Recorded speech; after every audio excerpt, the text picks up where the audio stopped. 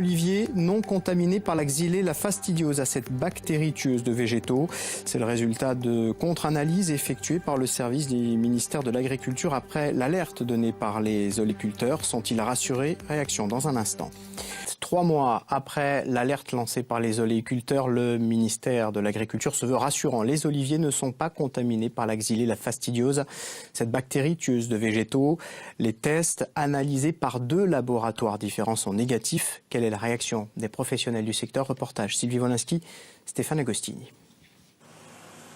Les oliviers du rond-point de Baléone, près d'Ajaccio, portent encore la date des prélèvements. Si certaines branches semblent desséchées, ce n'est pas à cause de la Xylella fastidiosa. La bactérie n'a pas contaminé ces arbres selon le ministère de l'Agriculture et de l'Alimentation.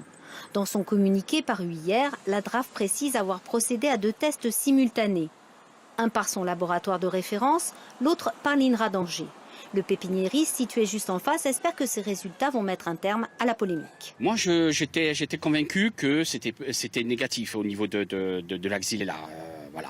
Après, malheureusement, un vous dit blanc, l'autre vous dit noir, et on sait plus qui croire. Voilà. En avril dernier, le syndicat des oléiculteurs a annoncé que la Xylella avait infecté ses oliviers. Les résultats du laboratoire de l'INRA d'Angers étaient sans appel. Mais quelques mois plus tard, rebondissement. Les mêmes chercheurs ne trouvent plus trace de la bactérie et sont injoignables. Pour les professionnels de la filière, ce communiqué n'est qu'une étape. Le sujet pour nous n'est absolument pas clos, bien au contraire. Il est tellement d'actualité que les symptômes existent toujours et reprennent là avec les premières sécheresses, avec les premières chaleurs. C'est toujours le même questionnement et les mêmes doutes pour les oléiculteurs.